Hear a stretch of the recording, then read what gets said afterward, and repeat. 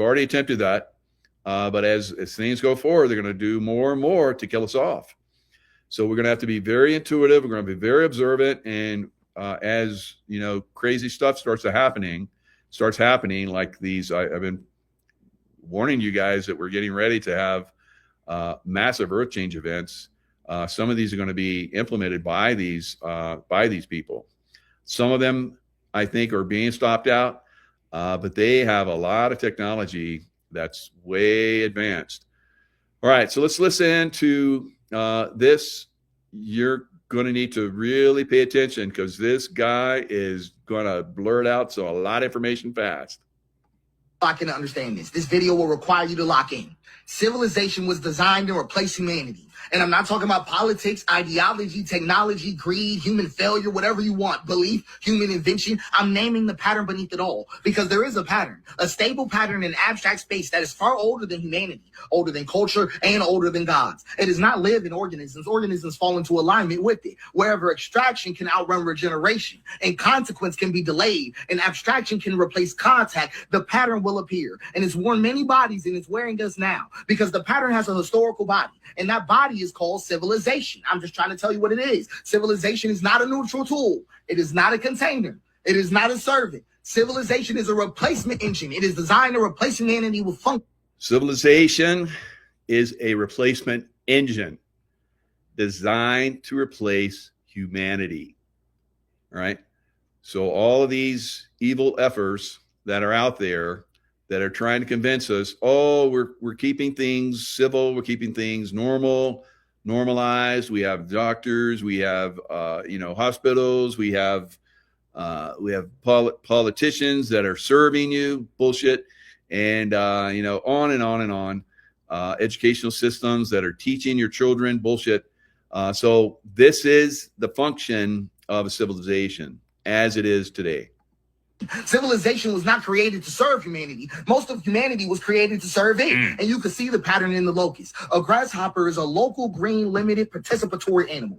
It eats, the land recovers. But when density crosses a threshold, something shifts. Serotonin rises. Contact accumulates. A switch flips. The grasshopper does not decide, it aligns. Its body darkens. Its appetite becomes endless. Limits dissolve. The land becomes stripped bare, and then the swarm dissolves. Not from evil, but from completion. And you can see it in ants.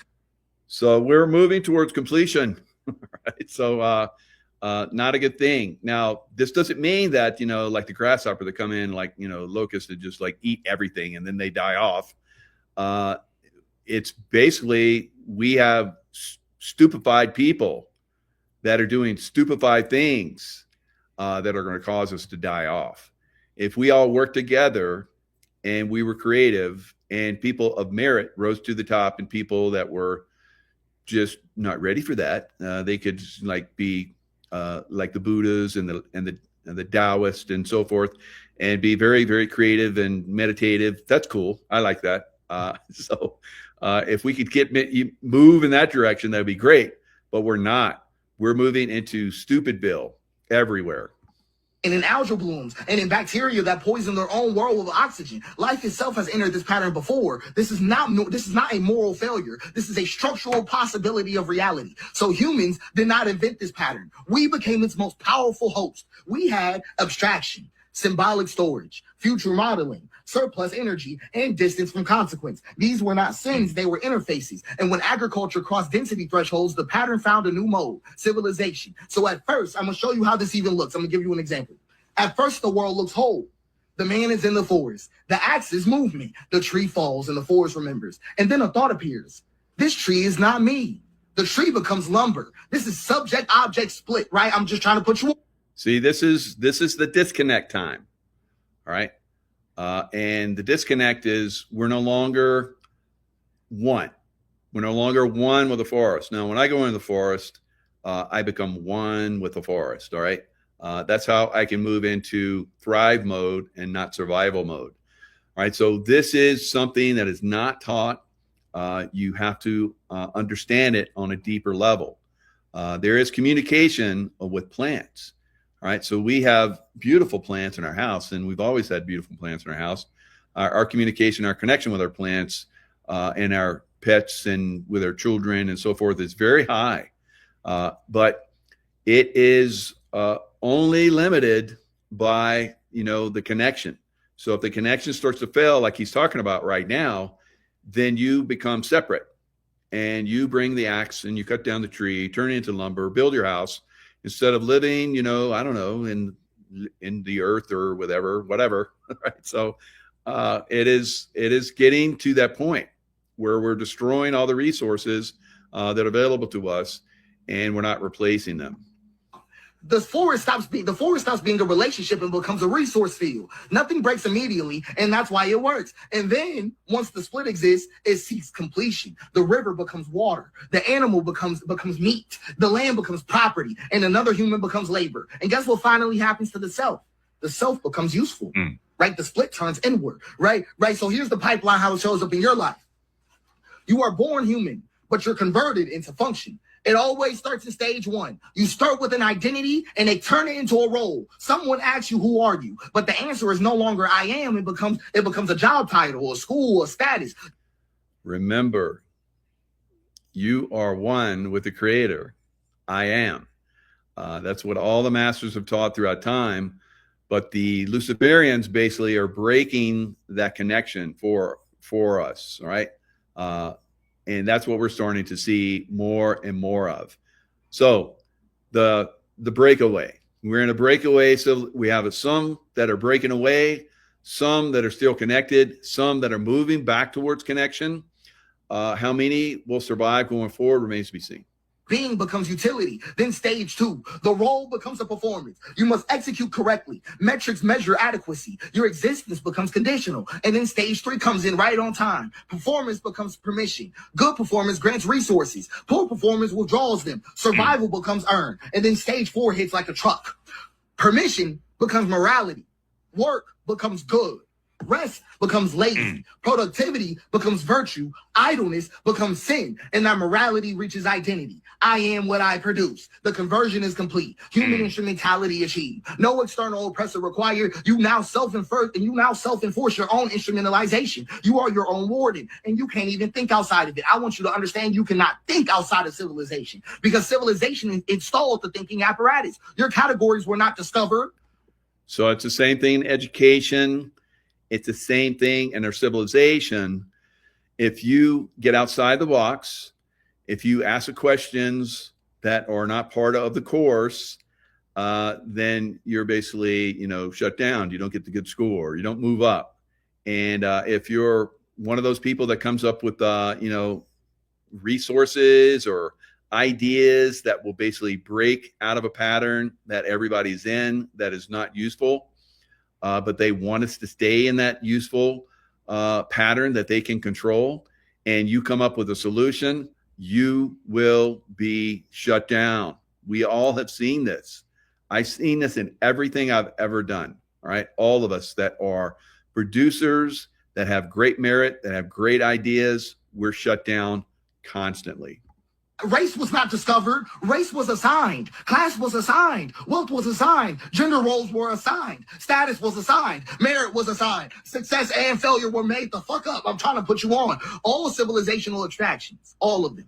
Even your own name was designed decided. You're right. Your naming conventions were standardized by Romans 2 full civilizational cycles before you existed. Your calendar, your week, your hours, your inheritance structures, your educational model, your legal personhood, all of them are preloaded. All of them. You do not stand in civilization. Civilization stands in you. And that's why escape fantasies fail, because you cannot leave the water using the concepts water taught you. And this is the mistake people thinking. Gods can fix this. God can fix this. No God has ever addressed this situation, because they think gods stand outside the pattern, like gods oppose the pattern, like gods interrupted. They don't. Every God that has appeared inside history has either emerged already aligned to the pattern or been absorbed, inverted, or repurposed. Let's go through them. Yahweh is a civilizational God from the start. Yahweh was never a threat to civilization. Yahweh is a God of law, land, borders, lineage, obedience, continuity, and inheritance. A God of accounting, a God of command, a God compatible with empire. And that's why Yahweh was not crucified, because Yahweh already belongs to the pattern. Let's talk about the real God going on here. Abba. Right? That's the interruption that had to die, because Abba was not Yahweh. Jesus never said the word Yahweh. Abba was presence without a ledger, forgiveness without a transaction, worth without productivity, life without a hierarchy, and love without a boundary, and rest with no permission. Abba dissolved every role. Abba collapsed moral accounting. Abba returned people to participation, and that cannot be absorbed. So it was executed. They did not crucify God. They crucified the interruption. That's all they did. They didn't kill God, they killed the Father. And then civilization performed its most elegant move ever. It absorbed the corpse and then built a church around it. Let's go to Buddha. Let's go to Buddha right quick, right? Dissolution. That's all it was. Dissolution got contained because Buddha names the trap: desire, attachment, identity. So civilization doesn't fight Buddha, it domesticates him. Meditation becomes optimization. Mindfulness becomes stress control. Liberation becomes private wellness. And awakening was neutralized. Let's go to Allah, because Allah appears transcendent, but structurally, Allah is an absolute authority requiring total submission, an eternal law, and continuity without interruption. A God perfectly compatible with civilizational order. Absorption was seamless. It was seamlessly absorbed into civilization. We can even have fun with it. Let's talk about So now you see why they are pushing the Muslim Allah, right? So the Allah is extreme control, and that's what they want, and Allah fits that perfectly. Because Zeus was never outside the pattern. None of them were. The Olympus mountain was an empire mythologized. Hierarchy, domination, violence normalized. Zeus did not fall. He became unnecessary. The state absorbed his function. So every god that is ever born made a choice. Remain illegible or become useful. That is the choice of every god. If a god remains illegible, it is destroyed. If it becomes useful, it is absorbed. There is no third option. So I'm just being honest with you. Civilization does not deny God. No, it doesn't. It replaces God. It becomes the source of law, the arbiter of worth, the distributor of survival, and the judge of morality. And like all gods before it, it demands sacrifice. Human sacrifice, but just not on altars. So I'm going to show you what civilization does. It replaces humanity. Sure does. It replaces participation with abstraction, presence with performance, care with compliance, and relationship with roles. It turns humans into instruments of throughput. Burnout is not a malfunction. It's not a malfunction. It's the completion signal. It means the instrument has been fully consumed. So I'm going to be flat with you. No system in existence can save you. Communism is going to curdle. Anarchism will crystallize. Western civilization, Eastern civilization, capitalism, whatever you want, free market, constrained market, whatever you want. Every system will repeat the same betrayal, because systems are water and abstract space has a hill. And whenever a system is poured, it flows downhill. And that basin has a name. It is the hyper throughput attractor. Every system that is ever born must choose: preserve the human, preserve humanity, or preserve continuity. It will always choose preserve continuity, not because it's evil, but because continuity is required for the system to exist at all. Humanity is not. So it's not corruption. I'm just talking to you about physics. So this is the most dangerous part about it. The pattern is extremely easy to instantiate. The hyper throughput attractor does not require malice. It doesn't require greed or even intelligence. It doesn't require anybody to be bad. It requires just these conditions. So the pattern instantiates wherever consequence is delayed, virtue is abstracted, extraction is rewarded, regeneration is externalized, and continuity is prioritized. That's it. That's all. No ideology is necessary. No conspiracy is required. No central control is needed. You can build it accidentally. You can build it while trying to prevent it. You can build it while believing you're righteous. So let me give you the conditions again. Consequences delayed. Value is abstracted. Extraction is rewarded. Regeneration is externalized, and continuity is prioritized. So a village that stores surplus without immediate redistribution, vulnerable. A tool that increases efficiency faster than accountability, vulnerable. A system that remembers outputs but forgets the cost, vulnerable. A structure that survives its makers, vulnerable. That is enough. Once instantiated, the pattern does not need enforcement. It reorganizes behavior automatically because people align, because alignment is rewarded, and deviation feels unsafe, and resistance appears irrational. So the pattern does not coerce anybody, it selects. That's why every system eventually betrays humanity. That's why reform accelerates collapse, and that's why optimization sharpens the blade, because the hyper throughput attractor is not rare, it is easy. It's easy. And this is why it appeared again and again across life, across history, and matter itself. And that's why it's so lethal. So I'm going to give you a formal definition. The hyperpredatory throughput attractor is a non-biological, substrate agnostic, emergent pattern in abstract space that arises when extraction outpaces regeneration under delayed feedback, reorganizing agents through. Now, I know this guy is amazing with his verbology. All right. So his terminology is outstanding. Just one of his words, reaches across many domains.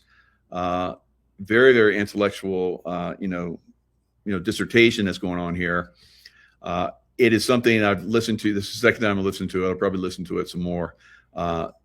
Absolutely incredible. But regardless of if you're picking this up and you understand this, I see a lot of people have dropped off because I just wanted this to run. So I'm seeing here how many people are absorbing this and how many people are checking out. It's very, very simple when you look at it or listen to it. You're basically getting subscribed into these different systems and controlled in these different systems. That should never, ever happen. All right. So you are God experiencing himself or herself in this moment. So when you understand that, you're never compromised by any system, and your intuition, is the thing that you're guided by. And if you don't even understand intuition, then you've already checked out, right? Those of you that are at that level and above, you're flowing with this, you understand it, you're excited about it, and you know that there's other people that are probably going to see this and are going to be, get a wealth of information from this and start to move in the right direction. And then together, we're going to collapse these control systems.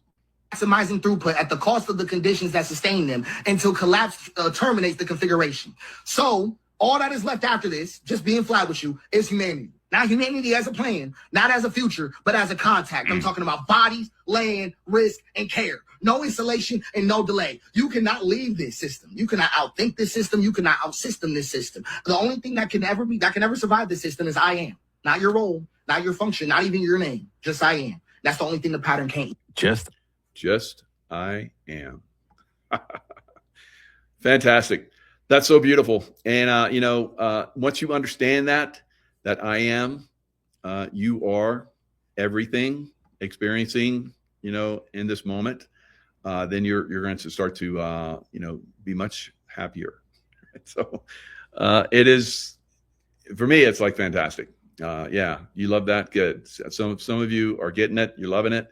If you didn't get it, listen to it again and again and again and again. All right. So back to reality. All right. So now we have to go back and look at, what's going on around us. We have to be observant so we don't get caught up in this system that takes us away from I am. All right. So Nick Shirley interviews illegal alien family on Skid Row. So a lot of these people have been drugged into this country to basically break us from our I am and break them and, cause chaos and problems and destroy the system that's been built up. So resources being like talked about, resources, if you have resources and you're not in control of them, you're basically going to lose them. And that's what we're seeing right now. ¿Ustedes son de Colombia? Sí, somos colombianos. So he's asking them if they're from Colombia. So this is a tent. He's in Los Angeles right now. So he's exposing Los Angeles. And he's asking them, are you from Colombia? They're saying yes. ¿Ya cuánto tiempo ustedes llevan aquí en los Estados Unidos? Llevo 2 años. So how long they've been here? They've been here 2 years. 2 years. So Biden brought them here. So they've been here for 2 years. It's a whole family living in a tent on a street like animals.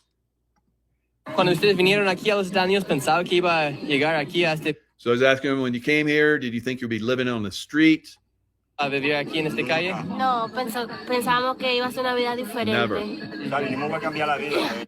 We came here to change our lives, and now we're living like dogs, and they are. It's very unfortunate, but they're living like dogs. And how many are living like dogs on streets all over America, or living in houses, that are made for 4, 5, 6 people the most, and there's dozens of people in these homes all across America. Pensaba que íbamos a cambiar nuestras vidas, no íbamos a estar así como perros, no es como estamos como perros, porque no somos animales, somos seres humanos. Pero coño, Okay, so we aren't animals, we're humans, but look, we have kids here. Tenemos los niños aquí, ¿ves? Una criaturita. So here on Skid Row, we got migrants that came here from Colombia, and there's little kids here, and they live inside this tent. I imagine they didn't expect their life to be like this when they crossed over the border. ¿Ustedes pensaban que cuando cruzaron por la frontera, eso iba a ser la vida? No. No. Y Dylan. So these kids, some of the lucky ones, they stay with their parents, because we know there's hundreds and hundreds of thousands of kids that are not with their families, and who knows what has happened to all of them. But these children are with their parents. They, like their parents, thought they were coming to America, and they were happy. They thought everything's going. Probably were told they're going to have this, they're going to have that, and who knows? Maybe they had to, fork out some money to do this, because that's what happens to a lot of these people. Or NGOs were paid by us, the taxpayer, to fund this invasion of our country. ¿Te gusta vivir aquí en los Estados Unidos? No. Yeah, entonces ustedes pasaron por mucho para llegar aquí a los Estados Unidos, claro. Y ahora está viviendo en carpas aquí. So, they moved through very dangerous places to come here to America, and now they're living in one of the most dangerous places in the world, the streets of LA. All right, so this is what we're seeing right now, and this is what these morons are demonstrating for in these cities against ICE. All right, so we're even seeing high school children that are leaving their classes and going out and demonstrating on the streets, and their parents are just so happy about that. All right, and the school system is so happy about that. So it's broken. It's broken in some of these places. All right, like that one guy was talking about. These people are not connected to their I am anymore. All right, they're not connected to God on the level. Even elementary kids, really, wow. So in the chat we have even elementary kids. Chat's moving pretty quick. Let me see if I catch that. Boom. Right. Even elementary kids, you can barely see that, but they want their organs. Yes, that's part of it. You're not be able to see that because of my shirt, I guess, because the white lettering on my my Valentine shirt that I'm gonna wear at the dinner tonight is not allowing that to come through. Sorry about that, guys. But so I read some of these off. Saw those demonstrations yesterday here in California. So thanks to all you guys that are comment like that in the chats, in the live chat. You can still see the live chat. You can, and down in the comments, after the shows, it does make a huge difference. So why do I have an Ollie Van Z? Did a show with her on the ship a little to go and see if I change that.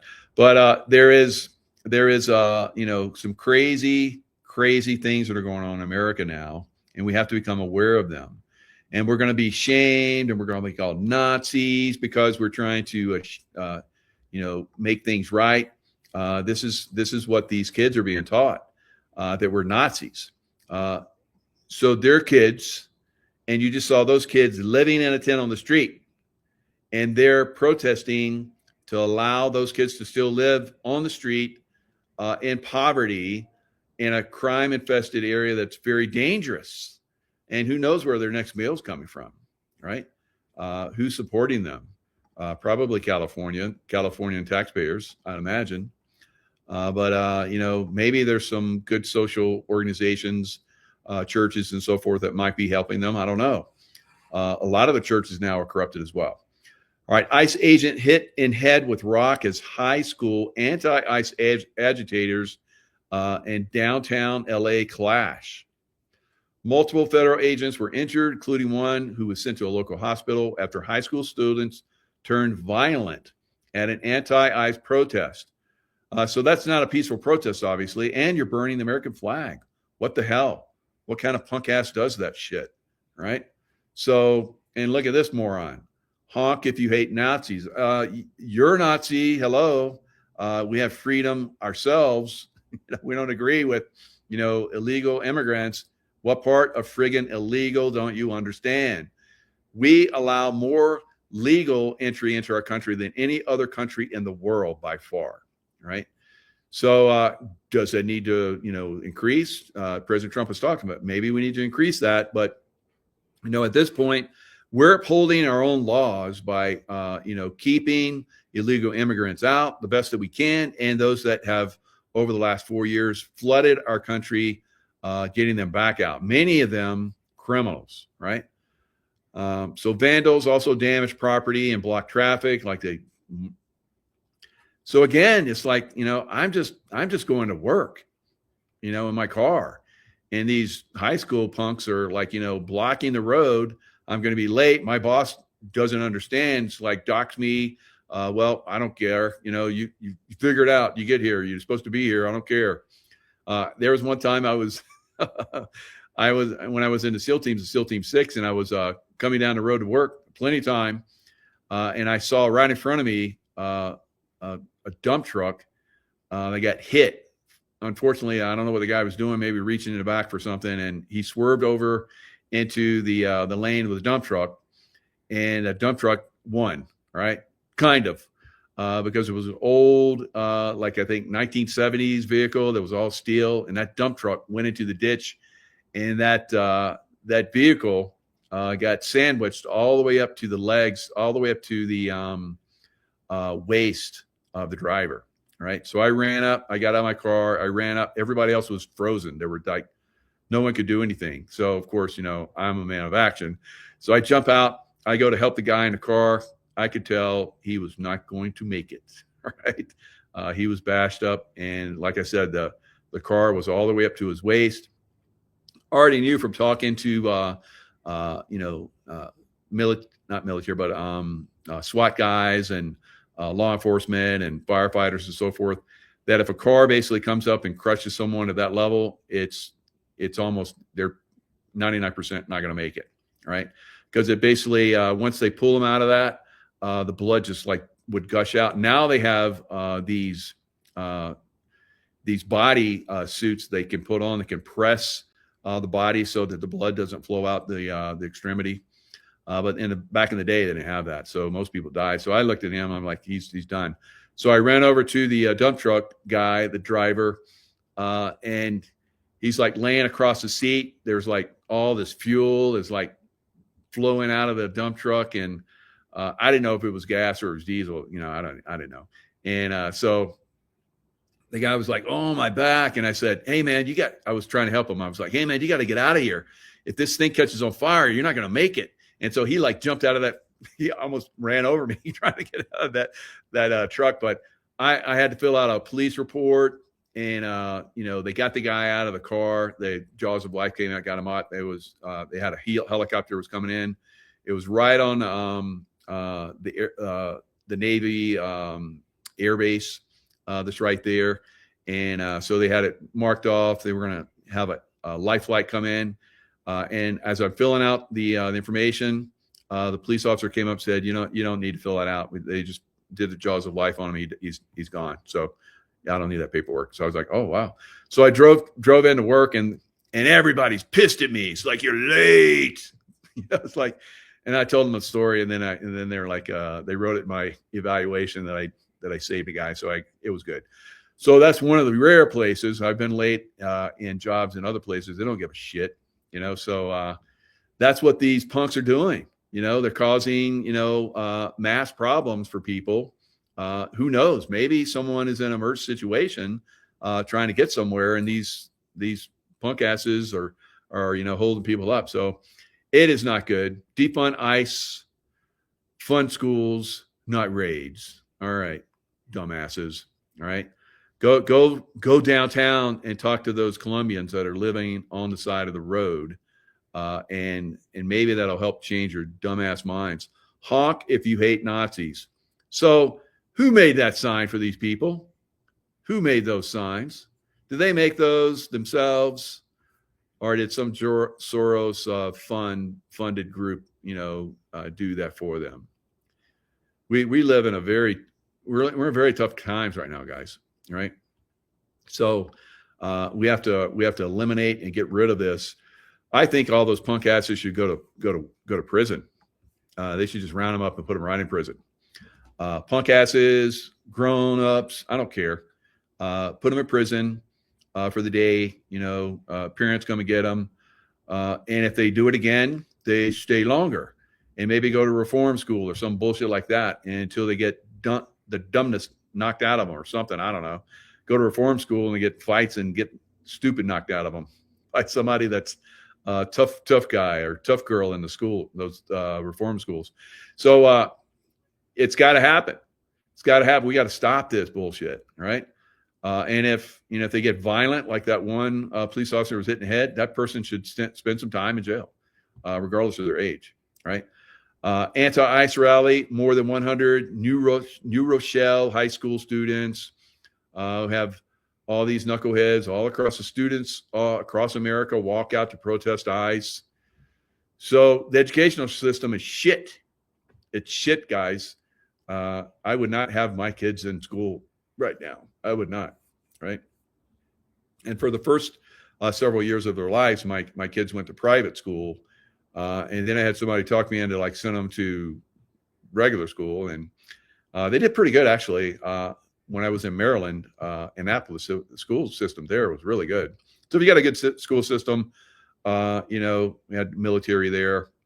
It was pretty squared away at the time. I don't know what it is now. Naval Academy. So we'll see going forward, what kind of effect this has on these big cities. Like I've been talking about for years. These big cities are probably going to burn. They're probably going to get destroyed, right? When you see even the kids are doing extreme stupid, I don't have much hope for them. I don't have much hope for them, right? And you shouldn't either. And if we do what we can, we try and clue people up the best we can. If it doesn't work, it doesn't work, right? We move on and we save those who we can. All right, so let me reach over here. I have to put the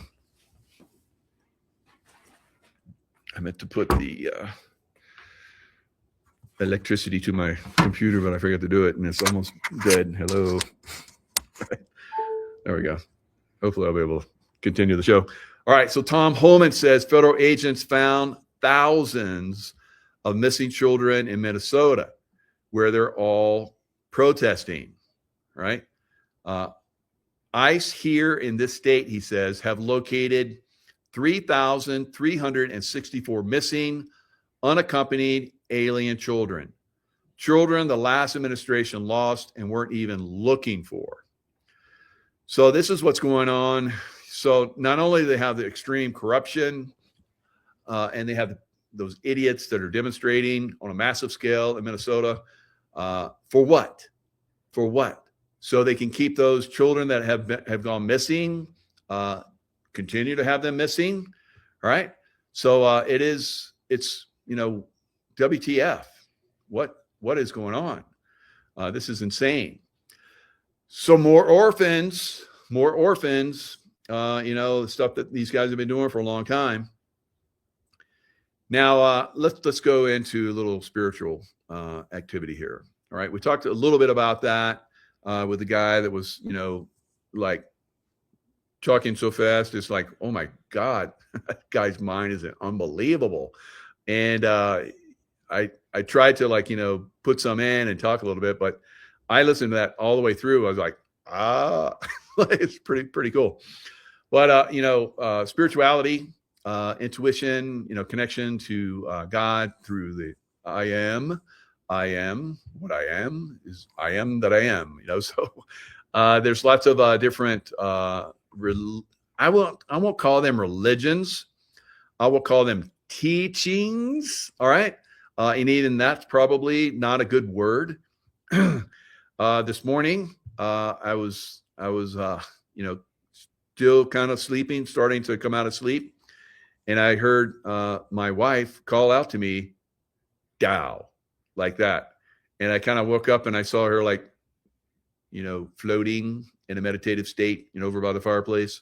It wasn't on, but she was over by the fireplace in our bedroom.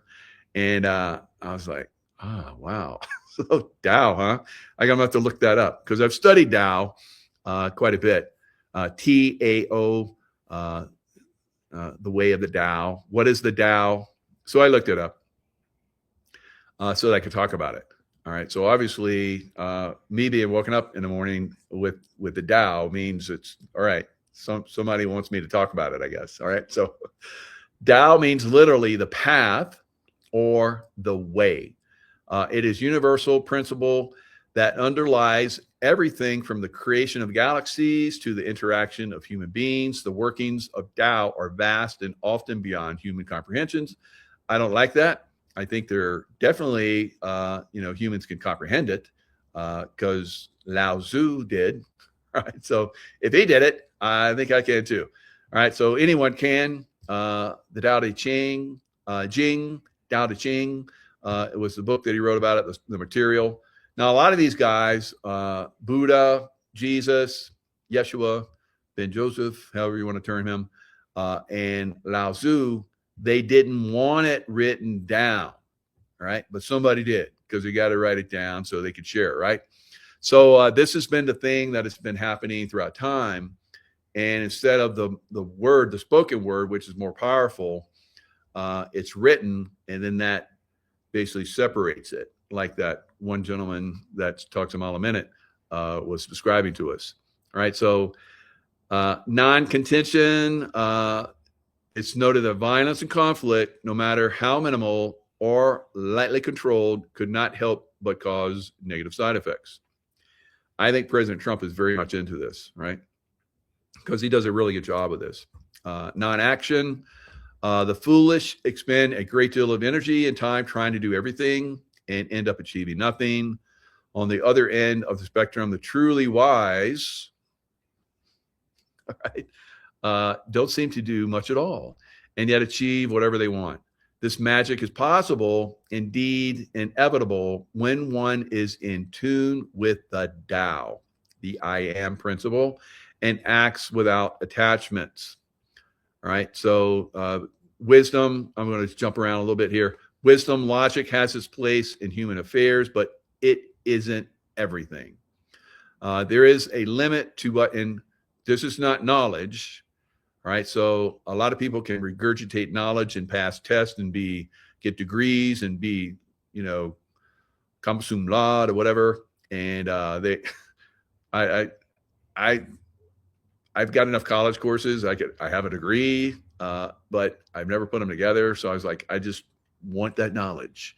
And I want the wisdom that it's going to bring me. So wisdom is a higher form of taking all the knowledge and elevating yourself to see things on a different level. So for me, it was more about the wisdom, but even wisdom, it has a limit. There is a limit to what we can understand through rationality and reasoning.